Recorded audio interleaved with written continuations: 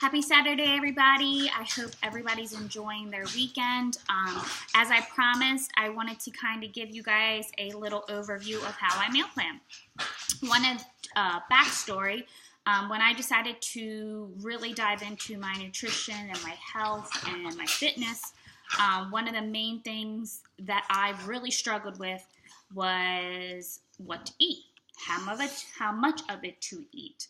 I wasn't about counting macros. I wasn't about counting calories or keeping points or any of those types of things. I wanted something extremely easy that I could follow, especially with traveling, because adventure is something that I ultimately wanted to be a part of, and because now, especially, my family lives all over the United States, I wanted to be able to take this stuff with me anywhere I went. So this week's obviously a little bit different than I normally do every Saturday because I didn't eat all the stuff that I picked up at the grocery store. I had to kind of go through my meal plan last week and tweak it a tad because of all the events that we have. And we have a lot of the same events this upcoming week because our girls and guys basketball team is in a tournament this upcoming week. And then I head to Cabo the following week. So I kind of wanted to give you an overview of how I do what I do so we can start. So I take a white piece of paper.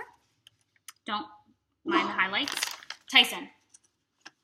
I use this. It's called a cookbook. It's called a Fixate. It does go with all programs that I use. If you have not heard of it, I will include the link in the comment section so you guys can take a peek at it. But I also get a lot of recipes online in our community. It's probably one of the best things that I have because it actually helps me get different recipes and different ideas so I don't get bored. I am one of the type of people where I can't eat the same exact thing every single day.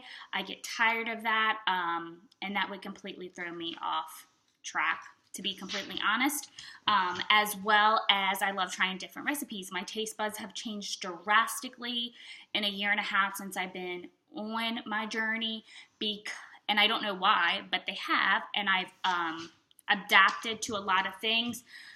Two things in particular is I drink my coffee with no cream or sugar. If I do add anything, they're called nut pods, and you can get them on Amazon. They're awesome. No artificial sweeteners, no dairy, no artificial colors, no soy. They're awesome. As well as tomatoes. I've always been a person where I hate tomatoes, but I love pizza and I love spaghetti, but I hate tomatoes.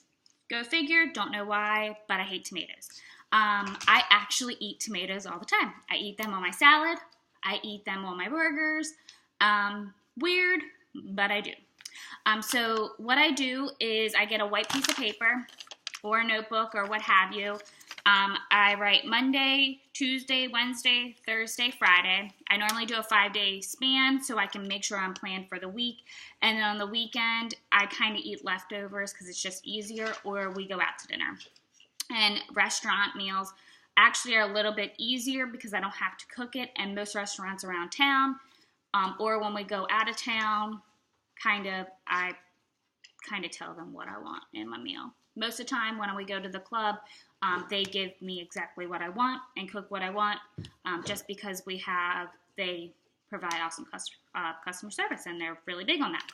So anyway, I write down breakfast, snack, lunch, snack, dinner. So I do eat about 5 meals a day. Remember, portion control is the number one thing that you have to keep in mind when it comes to the meals, because that is where the results come. It's not only what you're eating, but also how much of it you are eating.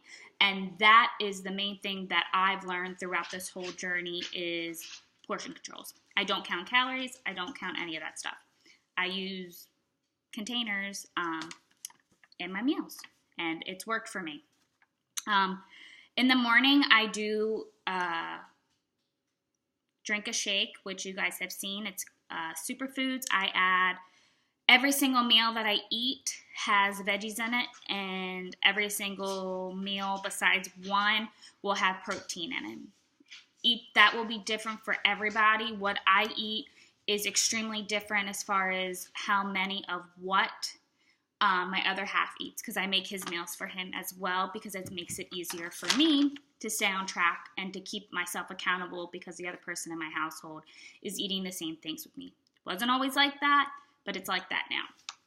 I pick random recipes from this book as well as the community each and every single meal to follow. And I follow them to a T. And they tell you, just for instance, French onion soup. They tell you how many people it will serve, as well as how many of those containers it takes. Pretty easy. This whole entire book is exactly like that, as well as our whole entire community that we get online is exactly like that to the T. I have taken out dairy and grains from my own personal meal plan because it helps me with my skin and it helps me with my bloating. So what I eat doesn't have those certain things in it. No sugar, no grains, no dairy. For the most part, some days, I have to eat it, but for the most part, those are kept out. I do kind of switch it up now and then, but for instance, Monday, my snacks are pretty much always the same. It'll be carrots, apples, and then almond butter. And I'm a huge person on almond butter. I love it. As well as dinner is going to be crispy, spicy turkey with lemon and herb. These meals normally take, that I cook personally, 35 to 45 minutes. And that is because I have the ability to make those meals. A lot of times I don't meal prep as far as cooking the meals before, because I can make them that day, unless the week I know it's extremely, when it comes to dinner, is going to be a little bit crazy. So this week I will be making them before, and then just plug them in the microwave and heading out the door, because we have things to do that evening. But lunch will be street tacos, extremely, extremely easy.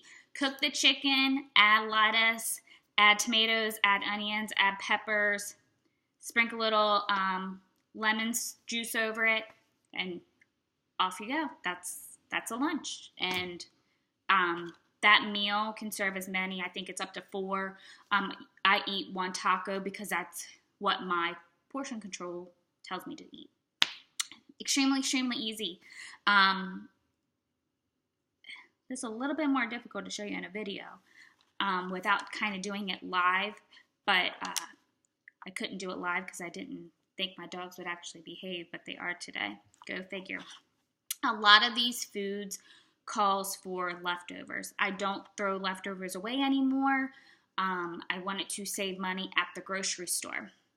Another thing that I do is on the back of my list, each entire recipe that I do, I write down exactly what I need. So when I go to the grocery store, everything is here. What I'm eating's here. What I need is here. That way I do not buy junk. I don't buy potato chips. I don't buy Reese's Pieces cups because they're my favorite. I don't buy ice cream. I stick, or I try to anyway. I mean, there's sometimes where I'm like, oh shit, I want a Reese's cup.